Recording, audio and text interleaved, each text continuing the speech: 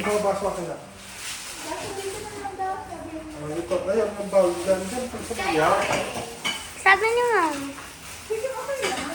Sana pa kayo. Bakit pa? Dito na sa baba yan. Iikot mo na lang. Mami, yung kasama ka. Wow. Oh, ganito kayo ate kapag mag-ano na kayo. Magkakalit. Ayun, ano yan. Ano na? Mami, takbo na ka.